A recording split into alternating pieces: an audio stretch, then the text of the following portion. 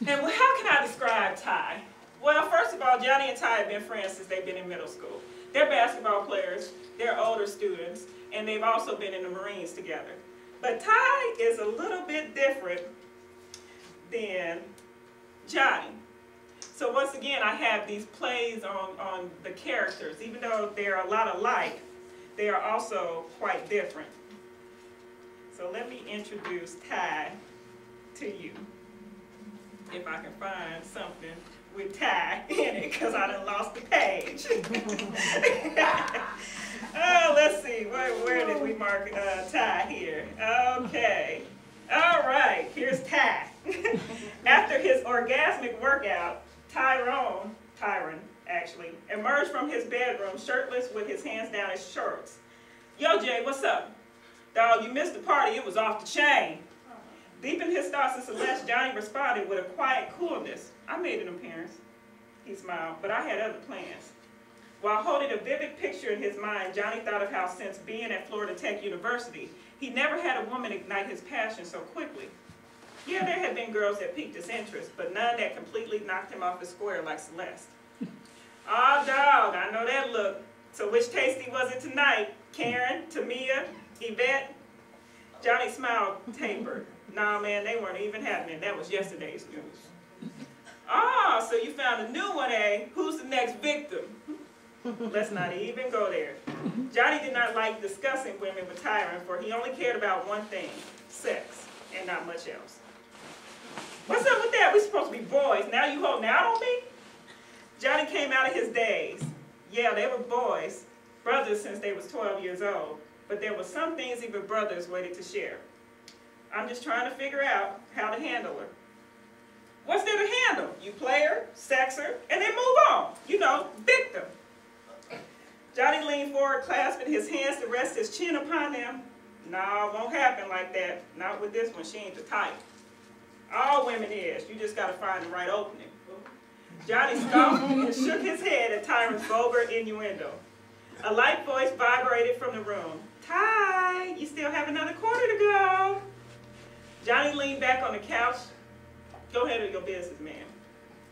And you notice, I'm out. They slapped hands and Tyron proceeded back to his room for another game of one-on-one. He turned back knowing his boy needed some words of encouragement.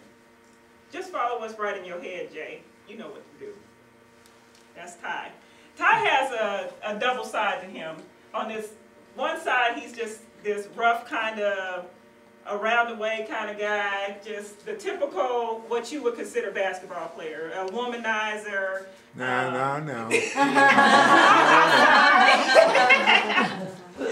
My dad was a basketball player in his old life. My younger days. In his younger days. But the stereotype of what a typical basketball player is. So one of those that just is over the top, bling, bling, blinged out, you know, constantly, just going it from as my friend Ordina says, piddle the post. So, and she always say that. So that's Ty, but he does have a different side of him that he just kind of wants to be softer. And that is why him and Johnny are able to be friends. And that's the same way with Celeste and Tracy as well. So I have these characters that kind of want to be like each other, and that's why they're able to mesh well together. And so throughout all of this in a Dream, this is where you find these back and forth. You find these softer sides of the harder characters. You find these harder sides of the softer characters. And it really goes into the depths of relationships. And so that's why when I talk about In a Dream and I describe In a Dream, it's more about relationships than it is the love making. And when I do the love making scenes, I put them in a poetic feel, just like I did with the very beginning about when they met on the beach. So I try to have it in the influence of the great poets or the great literary writers. So Shakespeare, Homer, Aristotle, Plato. I always want to try to put something in there, the metaphoric way, so that you can kind of think about, oh, is she meaning this or is she meaning that? So it'll be up for different interpretations. I also have different sub-characters, like for instance, Cody. Cody is Celeste's son, and I fashioned it off of my own daughter. So let me tell you about Cody. Cody was a 7-year-old whiz kid when it came to computers. He could swiftly surf the World Wide Web for any information, absorb it, and utilize it to create magnificent stories and books. The only downfall to having a mind that works so fast is a lack of patience when that mind has to slow down. Due to Cody's impatience and zeal, Celeste had to replace 2 computers in the past year. She turned off the stove and assisted her son in the restoration of his newest venture, movie making. And I put that in there because that's exactly what happened to my daughter. So the good thing about when you write, you tend to put your own life experiences in there. But I also put experiences in this book that I haven't lived, but I would like to live. So that's what makes it fiction, of course.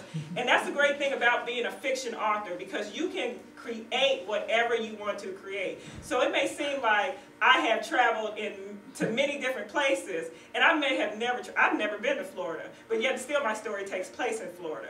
And so I created this island, this avenue in my mind, and that's the greatest thing about being a fiction writer, because you can write whatever you would like to write, and it doesn't have to be correct. So people may say, oh, it's not a place in Florida that's like that. No, it's not. That's what makes it fiction. because I created the place, and who knows, maybe it is a place like that in Florida or Virginia. I've never been to Virginia, but Johnny is from Virginia. Celeste is from, I actually never say where Celeste is from. I guess that would be in the next book, where she's actually from. Because Celeste is a person who actually, she's not indifferent with her parents, but they're not that heavily involved because she is a little older. And so when I created these characters, although they are in college, they're more mature students. So they're older students, older than the average college student. And the reason why I did that is because I wanted them to have some life experiences that most college students haven't had as of yet. And that was so it could be reflective in an array of different things. There's not very many college students that has a 7-year-old or 8-year-old child. There might be some, but I wanted to reflect the aspects of my life that went into just different realms, and so I wanted to explore that, but I also wanted it to be in a setting that was kind of fun. And so I do remember college. I graduated at some point in my life, so and I remember the fun and the play in college, as well as the serious tones, and so that's where I had to take this. About In a Dream, how I even got started is kind of an interesting story. I got out of a bad relationship, and I said, if I wanted the perfect man, what would he be like? So I went into this 6-month research on romance novels. So I went just taking out all kinds of black authors, Beverly Jenkins, Eric Jerome Dickey, Zane, Mary B. Morrison. So any of you who have read a lot of the black authors, you know exactly who I'm talking about. So I went through this 6 months just crazy phase of just constantly reading romance novels. I finally come across this one by an author that I actually like, Brenda Jackson. And yes, I like her. Yeah, she's a good writer. And so I came across this one book that is called Ian's Ultimate Gamble. And I saw the cover of this book, and I wish I would have brought it. I actually have it at home. But I looked at the cover of the book, and I said, that's him! And I said, that's the man I want! And to this day, I swear, I think that's the finest man on the planet on the cover of that book. And the good thing is, I know that it is not computer generated. That somebody that fine just couldn't be computer generated. That has to be a real person. because you would know if it was computer generated. So when I looked at this cover, I said, that's who I want my character to look like. And so when I describe Johnny in this book, it's actually based off of Brenda Jackson's book, Ian's Ultimate Gamble. And if you go online and look that up, I'm telling you, you will look at that picture and you will say, yeah, that man's fine. So I did change a couple things because the man on the cover, yeah, he's fine. But it was because Johnny is a basketball player, I would have to make him just a little bit taller and kind of a little bit sleeker. but that's the character Johnny that I got from that. And I always knew that I wanted the character to be named Johnny.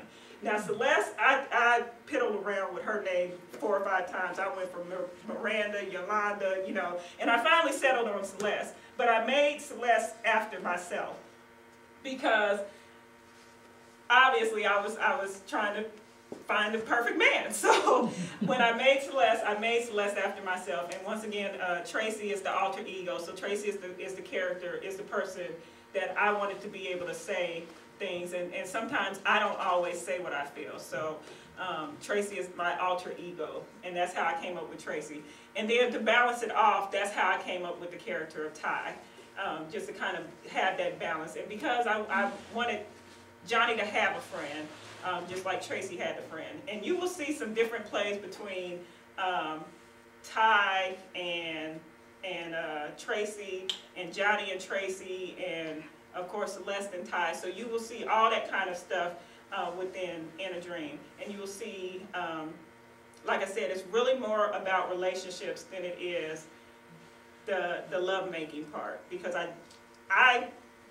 one of the things that I have an issue with some of the African American authors is that when they start writing, sometimes they get very yes, they get very graphic. They some of the stuff is a little vulgar, and I didn't want to come off as that kind of person. Even though they're very successful, you know, Eric Jerome Dickey. I mean, he's way, and so is Zane. I mean, Zane has a show on Cinemax or something like that. So, you know, these people are highly, highly successful, but I wanted it to be a different feel. I wanted for people to be able to put this book up and be able to take it down 50 years from now, because they're looking at the literary aspect of it. But of course, once again, you know, you have relationships, and then you have the ones that come into play after how many years. And let's guess who it is. Earlier that week, she had